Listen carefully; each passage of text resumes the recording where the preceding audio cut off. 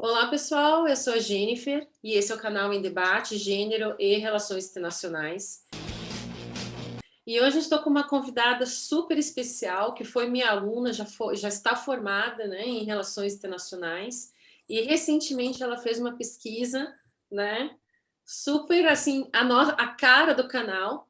Ela fez mestrado na Universidade da Califórnia, e ela fez a participação dela no programa do Global Studies, com ênfase em Feminist Studies. Então, seja muito bem-vinda, Ana. Fico muito feliz que deu certo, né, de a gente marcar aqui. Ela está falando diretamente dos Estados Unidos, onde ela também está estudando, né? Então, eu fico muito Sim. feliz e seja bem-vinda.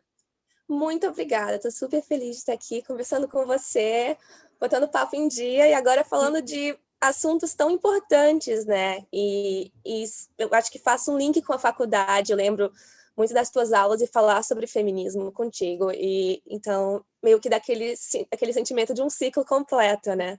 Não, e eu fico muito feliz, né, que você tenha pesquisado sobre isso. E eu acho que, então, para a gente começar a falar um pouquinho sobre a tua pesquisa, a tua pesquisa está relacionada à violência de gênero, né, na política. O que Isso. seria, na verdade, isso, assim, né? Como é que você traz esse assunto na tua pesquisa acadêmica? Certo. Então, quando procurando um escopo para falar de violência de gênero, eu observei que tem muita pesquisa na área da saúde, da violência intrafamiliar, enfim, vários aspectos, mas que não se fala muito da violência de gênero na política. Uhum. E o que me inspirou essa pesquisa foi a morte da Marielle Franco, infelizmente, em março de 2018, e eu comecei a escrever em abril. Então, foi uma coisa que me impressionou muito. A Maria era uma pessoa que eu admirava muito e acho que a semente começou aí. E eu observei que existem padrões de violência contra a mulher dentro da política brasileira. Não só contra a política brasileira, não só na política brasileira, obviamente, na América Latina inteira, no mundo inteiro.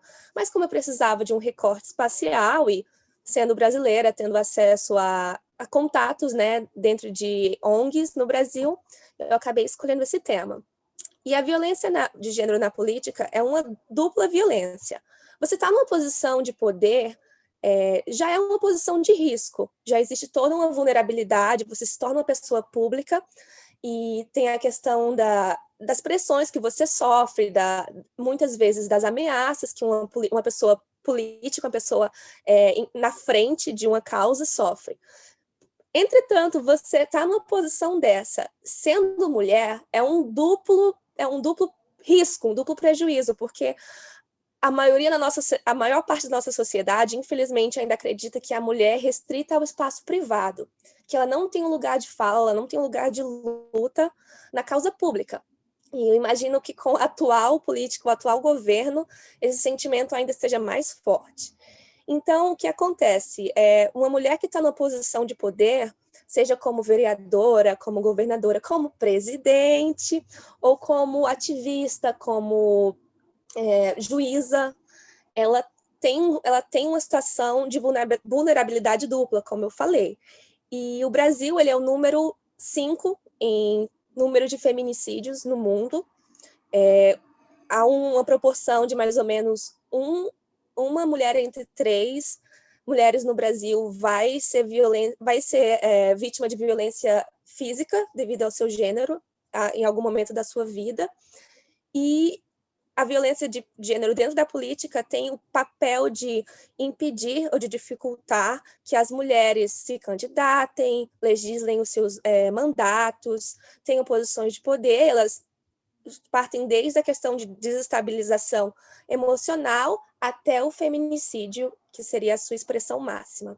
Eu acho que é até interessante falar sobre isso, né? Porque a gente tem todos os casos que ainda envolvem, né? Não só no contexto da Marielle Franco, mas a gente continua percebendo, né, a grande dificuldade das mulheres se inserirem na política por esse risco, porque é um risco duplo, né? E ainda mais no caso da Marielle Franco, por ser negra também, né? Com Todo aquele certeza. racismo que se fala que no Brasil ele é extremamente estrutural, né, enraizado. Isso é muito presente também. Então, A Marielle era um ponto muito fora da curva. Ela era negra, vinda de uma comunidade do Rio de Janeiro, eles consideram uma favela. Ela era queer, uma mulher que era casada era noiva de uma outra mulher.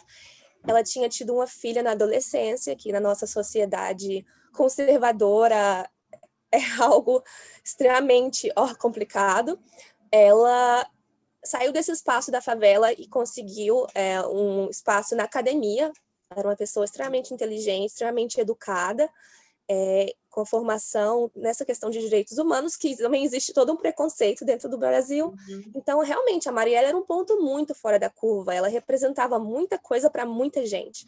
Então, realmente, a morte dela foi um grande desestabilizador, um grande símbolo dessa violência dupla que a gente sofre, mas, ao mesmo tempo, ela virou semente, né? Existem várias e várias mulheres que se inspiraram no caso dela e começaram a lutar mais forte contra o sistema.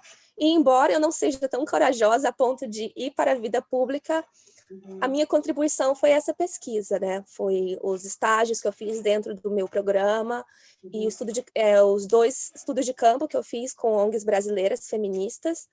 E essa tese que a gente está conversando agora sobre. E sobre a primeira organização que você estudou na tua pesquisa, né? O que você poderia trazer também para nós aí de contribuição? Então, eu tive a honra de poder escolher e entrevistar a Associação Filhas do Boto Nunca Mais, que ela tem base em Porto Velho, Rondônia, que é a minha cidade natal, onde eu morei até ir para Curitiba fazer faculdade. E o trabalho das meninas é fantástico. Elas começaram como um coletivo universitário.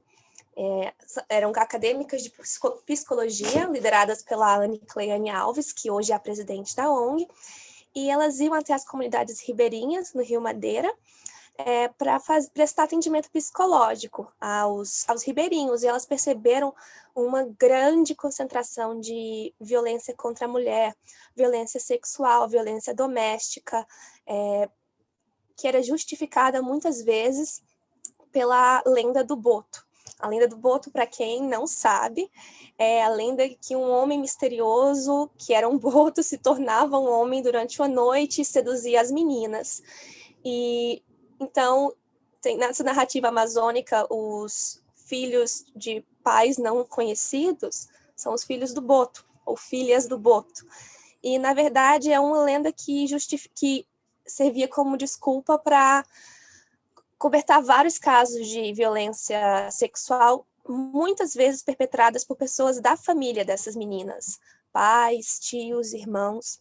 E o trabalho das meninas começou com essa percepção, depois passou não só a prestar atendimento psicológico, mas também a acolher, a conseguir tirar desse ambiente, né, abusivo.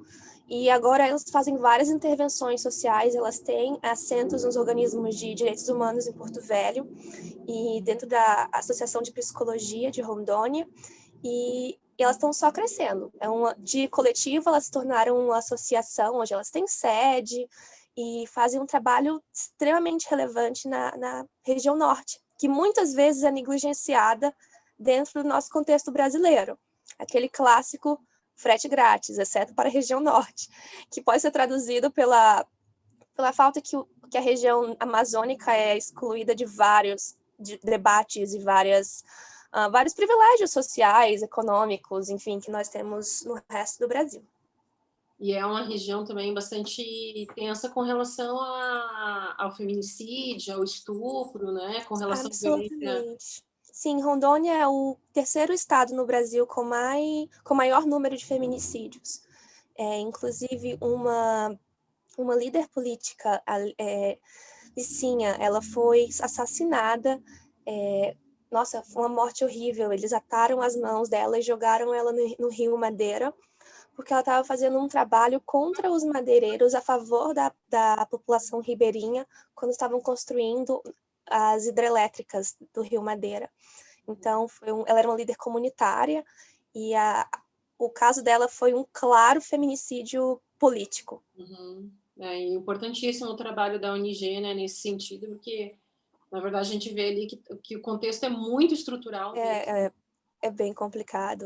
Infelizmente, a gente vê que na região norte ainda não há um debate tão forte em feminismo, especialmente feminismo negro ou indígena, como você encontra em outras partes da América Latina. E eu acho interessantíssimo o trabalho das meninas, porque além de ajudarem muita gente, elas ampliam, né, o debate. Sim, vamos colocar a descrição também para vocês, caso vocês tenham interesse de pesquisar sobre a ONG, a gente vai colocar a descrição da ONG para vocês terem um pouquinho mais de contato sobre o trabalho delas. Então, Ana, e sobre a segunda organização que você estudou na tua pesquisa, né? O que a gente poderia, quais resultados você teve nesse sentido? Então, eu escolhi o Instituto da Mulher Negra de Ledés como uma das ONGs analisadas, porque eu admirava o trabalho delas e a Sueli Carneiro, que é um dos grandes nomes do feminismo brasileiro, desde a época do bacharelado. E a G10 ela é fantástica, ela é a maior organização de feminismo negro da América Latina. Ela faz intervenções públicas, ela tem um portal com artigos maravilhosos que são super acessíveis ao público, e ela tem assentos em várias instituições públicas ligadas a direitos humanos, não só em São Paulo, mas no Brasil inteiro. Embora elas tenham também se retirado de algumas, como uma forma de protesto com o impeachment de 2016. Então, elas têm uma relevância enorme, especialmente dentro da causa do feminismo negro, que eu acho super importante a gente falar, porque ele é um movimento que ele é negligenciado dentro do movimento feminista desde a primeira onda, desde a época das sufragetes. E a gente tem, né, que falar, especialmente no Brasil, que é um país que há tanta riqueza cultural e racial, mas que há um racismo que as pessoas ignoram muitas vezes. E a gente tem que falar dessa necessidade de interseccionalidade, né, ou então de feminismos plurais, que é a teoria da Djamila Ribeiro, um dos grandes nomes feministas, uma grande autora feminista negra no Brasil, que é reconhecer o fato que nós, mulheres brancas, nós temos sim privilégios que não chegam às mulheres negras ou indígenas, ou, enfim, descendentes de asiáticos, etc., que então há uma intersecção de opressões ou de violências. E eu acho que, como a gente está falando de feminismo aqui, não só na minha tese, mas no seu blog, né? E que a essência do feminismo é uma sociedade mais justa e mais igualitária, é importante a gente reconhecer essa posição de privilégio, e eu nunca tive a intenção de, enfim, ter algum protagonismo dentro do feminismo negro, porque não é o meu lugar. E a pesquisa foi o lugar que foi a oportunidade, que eu tive para poder apoiar de uma forma de escutar, de aprender e de escrever sobre. E, enfim, foi um trabalho fantástico. Eu tive a oportunidade de conversar com a Suelane Carneiro, que é uma das atuais coordenadoras, e, nossa, foi essencial para a minha pesquisa. Então, Ana, e como é que foi a repercussão, né, da sua pesquisa da morte da Marielle Franco e como isso, né, repercutiu? Porque aqui no Brasil acabou repercutindo muito, não só com relação, né, mas assim de toda a tentativa de descobrir quem foi o culpado, quem são os culpados com relação à morte dela, todos os protestos que aconteceram e acontecem até hoje. Qual que foi a, né, repercussão disso, né, dentro do contexto acadêmico, fora, né, no caso do Brasil? Então, eu imagino que nos Estados Unidos e ao redor do mundo, onde tinha comunidades brasileiras mais volumosas, houve né, todo um movimento de protesto, existiram cartas abertas internacionais assinadas por celebridades, personalidades dos direitos humanos, exigindo, né, demandando essas respostas. E dentro da academia, a gente promoveu um Brazilian Day, e nesse Brazilian Day eu falei sobre a questão da morte da Marielle e anunciei o meu projeto de pesquisa. Eu tive sorte que a minha orientadora, Dr. Alison Brisk, foi extremamente supportive, foi extremamente... foi uma fonte maravilhosa, eu pude usar os livros dela que falavam sobre o assunto também. Então, foi uma resposta interessante. Já vai fazer 3 anos e, infelizmente, a gente ainda não tem nenhuma resposta. Então, a gente tem que continuar pesquisando e continuar protestando, pressionando, né, as autoridades do governo. E foi extremamente importante até para conversar com elas sobre os meus 4 estudos de caso. 4 mulheres da nossa política brasileira que eu usei para falar de violência de gênero na política. E daí poderia falar quem foram essas 4 mulheres? Com muito prazer. Agora fiquei bem curiosa. A primeira delas foi a Zuzu Angel, que, como nós sabemos, existe, né, filmes sobre o assunto. Foi uma grande estilista brasileira cujo filho desapareceu. Obviamente, depois descobriram que ele foi morto pela ditadura brasileira. Ele era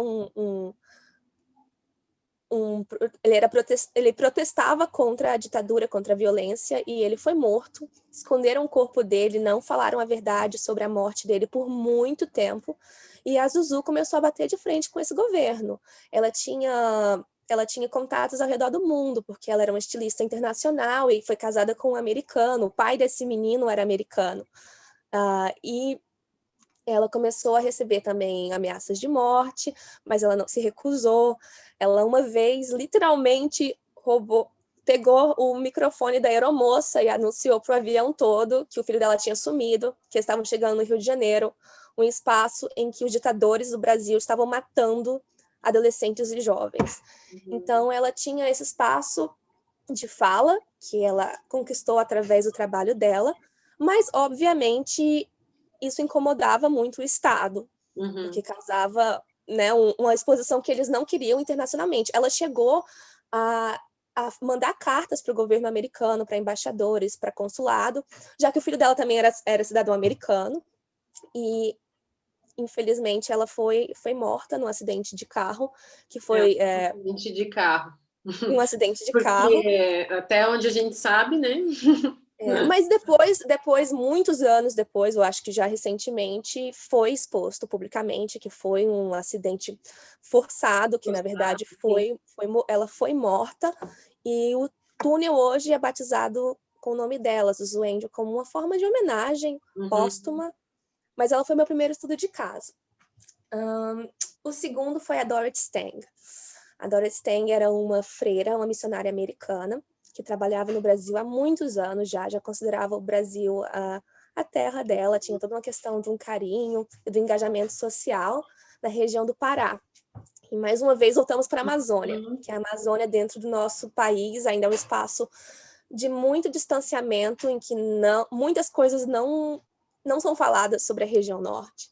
E queria fazer um parênteses, né, Ana, porque como a morte dela repercutiu de uma forma assim muito pela mídia, né, brasileira, alegando que indiretamente ela estava invadindo um espaço que não era dela e que ela tinha morrido por essas causas, sabe? Então todo o estereótipo ainda, né, sendo muito presente e a mídia, né, corroborando muitas vezes com relação a isso. Absolutamente, tinha toda um discurso que ela era americana, que não era o lugar de fala dela.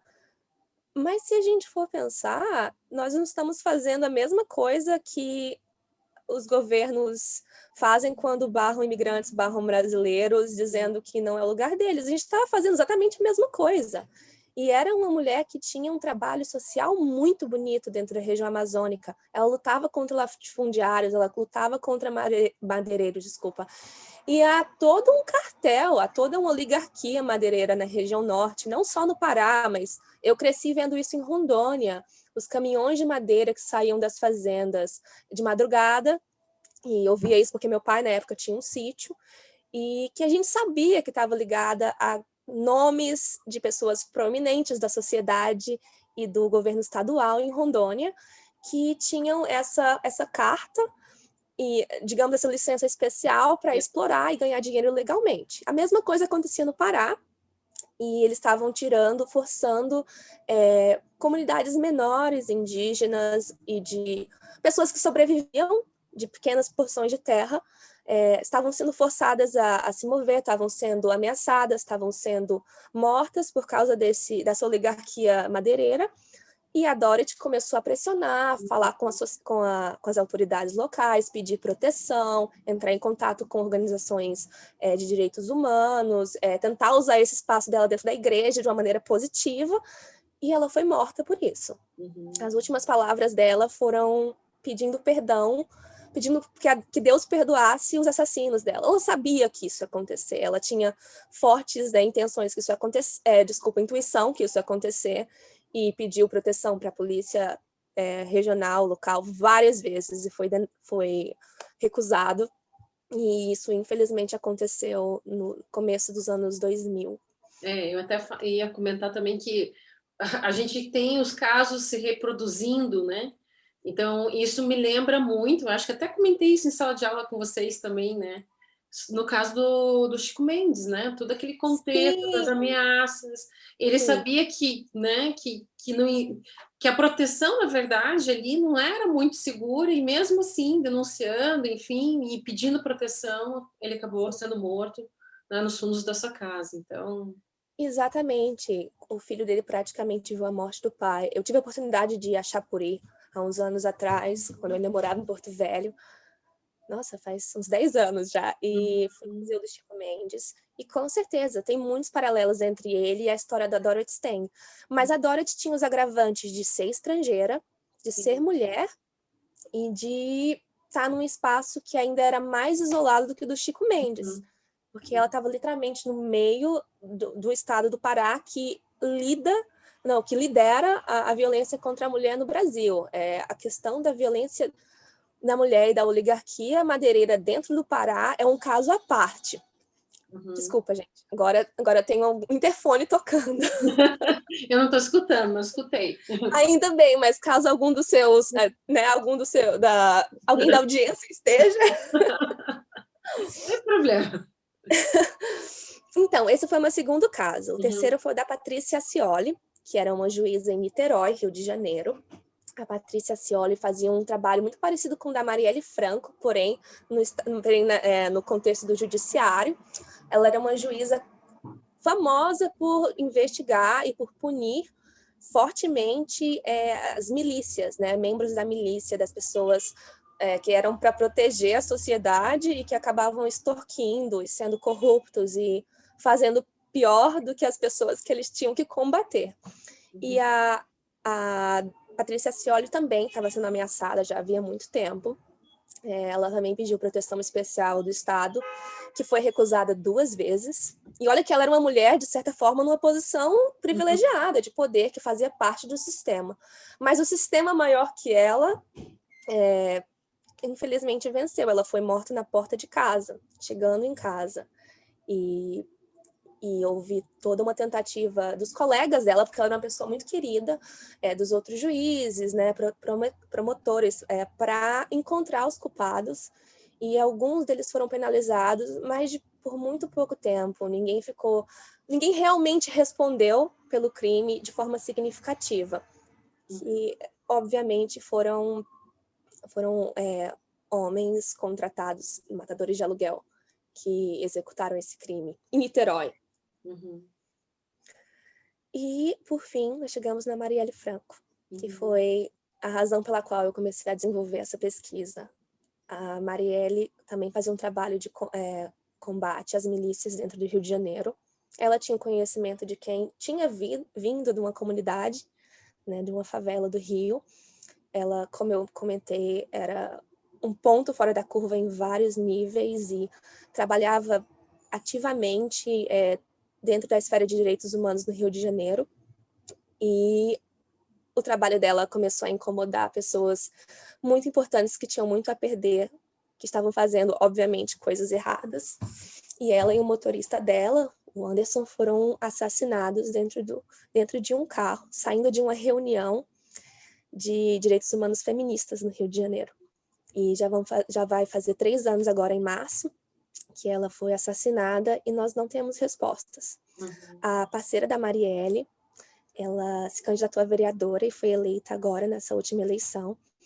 E, obviamente, está tentando fortalecer essa busca de quem matou a parceira dela. Mas nós continuamos sem resposta, infelizmente. E aí, para trazer um pouco dessa discussão, né, o que passa a ser um pouquinho, né, menos, né, pior em tudo que a gente tem passado, né, nesses últimos anos, né, com a mudança do governo, é que há um aumento das mulheres na participação política, Então, isso acaba sendo até muito, muito importante, e eu acho que isso é fruto de todo esse debate, de toda a participação das ONGs, né? Foi eleita também, né, uma mulher que ela é índia, então também todo um contexto, né, importante para a gente. Não estou dizendo que está melhor, não é isso, mas é existem, algo relevante. com Agora, certeza. infelizmente, né, a gente fala dessas questões dos riscos que essas mulheres acabam sofrendo, né? Eu Nós acho que para temos uma trazer vereadora trans pela primeira vez na pela história do... primeira vez também, exatamente. E Então, não me é engano, uma mudança, já é uma mudança. certeza, com certeza. E assim, é dois passos para frente e um passo atrás. É. Mas que bom que nós estamos dando esse segundo passo à frente, porque muitos anos foi o contrário, era um passo à frente e dois passos atrás. Mas nós tivemos a participação, se não me engano, já faz um tempinho que eu mexi com essas estatísticas, mas houve um aumento de 40% de candidatas mulheres seguindo a morte da Marielle Franco, Uhum. do Rio de Janeiro. Então, ela virou semente. E sim, são essas pequenas vitórias que impulsionam a gente a continuar lutando, né? Que dão esperança. A minha grande preocupação, obviamente, com tudo e todas, mas a minha inspiração também para essa pesquisa foi a minha afilhada. Eu tenho uma afilhada de 8 anos, a Sofia, que é negra, que mora numa região, ela mora em Porto Velho, em que, enfim, há muita violência contra a mulher. Rondônia é o número 3, terceiro estado com mais feminicídios no Brasil inteiro. O que, obviamente, a barra já é alta para o Brasil e de Rondônia é maior ainda. E eu fiquei pensando, a Marielle podia ser a minha afilhada no futuro. Nós temos que começar a mexer nessa estrutura se nós quisermos que as nossas filhas, sobrinhas, afilhadas, etc., vivam numa sociedade um pouco mais justa do que a sociedade que a gente vive. Uhum. Eu até acho que um pouco nesse sentido, né? Eu acho que é importante também saber assim, as conclusões da sua pesquisa, né? Claro. Provavelmente deve envolver o que a gente debateu aqui também, né? Mas eu acho que é importante a gente frisar, né? Sempre quando a gente começa uma pesquisa, tem o início, que é a problemática, né? A descrição da pesquisa e as considerações, né? Então, queria que você falasse assim um pouquinho como é que, né, o que se conclui, o que se traz, né, para divulgar isso mesmo, até para o próprio canal, que o canal né, tem como tema sobre gênero, o que você poderia dizer, né, para o pessoal que vai assistir essa nossa conversa? Então, o que ficou muito claro para mim, como conclusão, é que a morte dessas mulheres foi resultado de padrões de violências. E esses padrões de violência, eles foram promovidos ou negligenciados pelo Estado. Então, 3 dessas 4 mulheres pediram proteção ao Estado e nunca receberam. A Dorothy, desculpa, a Zuzu Angel foi literalmente morta pelo governo na época. A Marielle Franco foi morta por agentes ligados ao governo. Então, ficou muito claro para mim que a violência de gênero na política dentro do Brasil é cometida pelo próprio Estado, né, seja ativamente ou passivamente. E que as conclusões, no sentido de quais as consequências da violência de gênero, é que ela é ruim para mulheres, mas ela é pior para a sociedade, porque você está dificultando a participação de 50% da sua população, você está tirando o protagonismo, ideias e, de repente, ações que poderiam revolucionar a nossa sociedade para todo mundo, porque elas vêm... Sendo silenciadas, né? Exatamente. E há, como você falou, alguns avanços. Tem a Convenção Interamericana para Prevenir, Sancionar e Erradicar a Violência contra a Mulher, do Belém do Pará, acho que é 2017. Ela foi ratificada por 32 países, o que é super encorajador. Mas apenas 8 desses países hoje possuem legislações específicas para a violência de gênero dentro da política. Então, ainda há um grande espaço entre o que é falado e o que é implementado. E Em relação a possíveis soluções, eu lembro, obviamente eu não vou lembrar de todas as estatísticas agora, mas eu cheguei à conclusão que começa com diminuição da desigualdade de renda, de combater a violência urbana, que é muito importante, porque as mulheres não se sentem seguras no próprio espaço privado. Imagina, então, num espaço mais aberto, né, mais visível ao público. A inserção das mulheres dentro de espaços públicos também depende da qualidade da educação que elas recebem. Então, a gente tem que investir em ensino público, a gente tem que investir em iniciativas que cheguem mais às nossas meninas. E, obviamente, educação. Né? Se nós criarmos crianças feministas, não só meninas, meninos também, nós criarmos crianças que acreditam na igualdade de gênero, que veem a mulher como um ser que tem tanto direito de fala quanto o homem, a esperança para as próximas gerações, né? E que são soluções muito genéricas, agora que eu paro para falar. É meio óbvio, né? A gente sabe que isso, em teoria, seriam as soluções ideais, mas, obviamente, é muito mais complexo do que isso. A gente tem que falar também da questão da legalização do aborto. Nós, no Brasil, não temos direitos sobre o nosso corpo. A Argentina está fazendo praticamente o primeiro caso revolucionário na América Latina. E nós devíamos nos inspirar nisso, porque a questão do aborto vai muito além de questão religiosa, dos seus valores. É uma questão de escolha da mulher ter autonomia sobre o próprio corpo. Não significa que você tem que fazer, não significa que A ou B tem que fazer, mas ter a opção. Então, eu acho que quando a gente não tem autonomia nem sobre o nosso corpo, é muito difícil de falar da autonomia feminina dentro de um espaço de fala, como da política. Uhum. Certeza, Ana, concordo aí com muita coisa e foi sensacional essa pesquisa. E aí, deixando, né, muito claro que é o que a Ana falou, é o que eu normalmente falo, né? Existe uma necessidade muito grande e é muito problemático quando você vê as estruturas governamentais sustentando esses estereótipos. Então, deixar muito claro que quando a gente fala sobre feminismo aqui, é tentar trazer essa ideia de que tanto, né, ou se a gente fala de gêneros, todos os gêneros devem ter os mesmos direitos, né? Então, isso é importante. Quando a gente fala sobre o feminismo, é essa luta das mulheres. Por que elas lutam, né? Por que elas estão correndo atrás? Porque elas percebem que existe uma desigualdade muito grande e isso é muito estrutural. Então, a gente não pode estereotipar, né?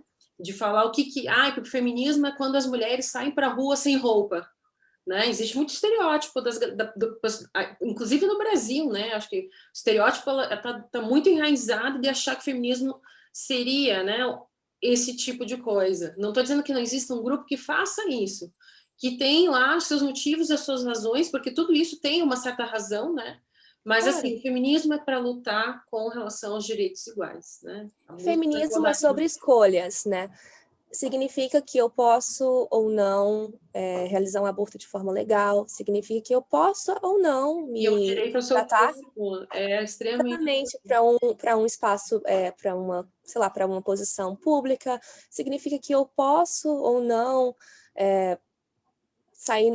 escolher, me depilar ou não me depilar. Existem tantas questões privadas, extremamente privadas, que nos são impostas desde muito novas. Aquela questão de sentar como um mocinho. A socialização, né? A socialização meninas usam rosa, meninos eu estou usando rosa porque minha camiseta...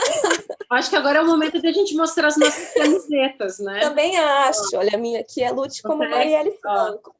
As nossas camisetas. Sim, mas a sua rosa é fantástica. Vamos combinar. Estou fazendo propaganda da camiseta, né?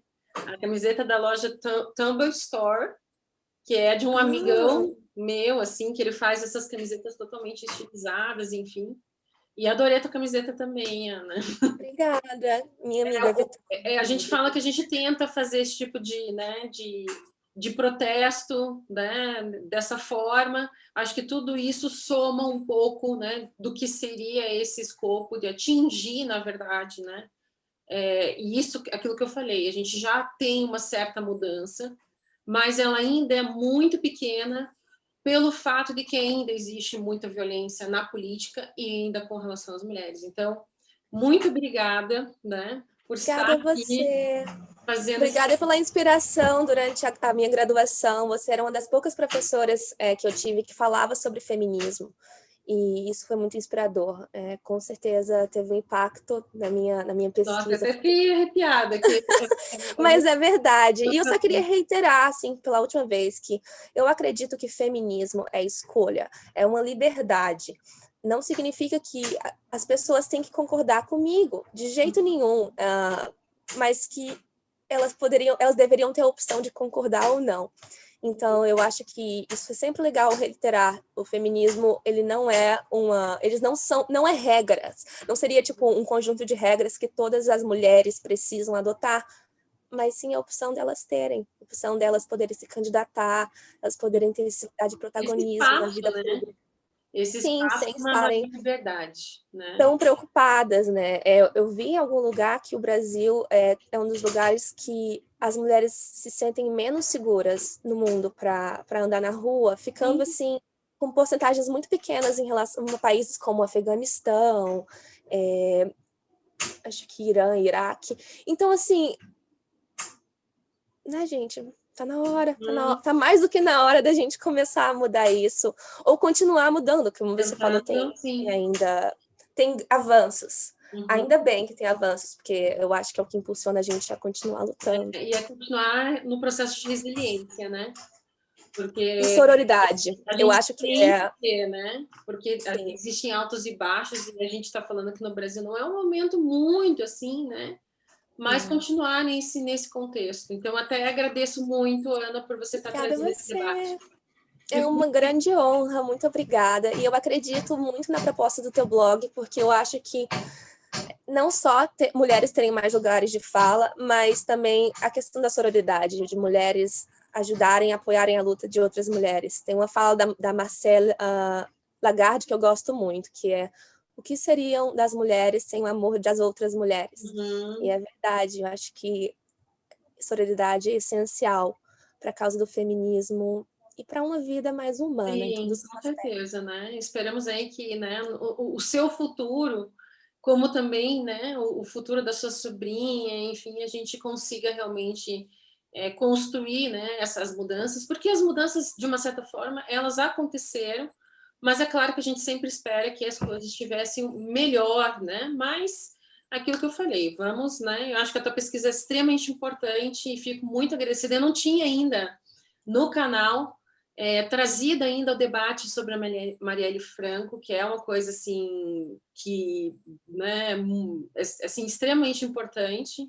Então eu fico muito feliz, né, e assim de trazer esse debate que é extremamente importante porque a gente está passando, né, ainda nos dias atuais. Sim, muito obrigada pela oportunidade. Eu vou depois sugerir ou pedir para que você deixe o meu contato de alguma forma. Se alguém se interessar em ler a minha pesquisa ou ler, de repente, o resumo dessa tese, eu compartilho com o maior prazer, que eu acho que informação acadêmica ela só é válida, ela só é útil quando ela alcança pessoas fora da academia. Com certeza. Pode deixar. Eu vou fazer a descrição também das ONGs que você comentou, para daí que também quem quiser, né, pesquisar e ajudar também, né, as ONGs é extremamente importante. Então é isso, pessoal. Chegamos ao final da nossa conversa. Espero que vocês tenham gostado e até a próxima. Tchau, pessoal.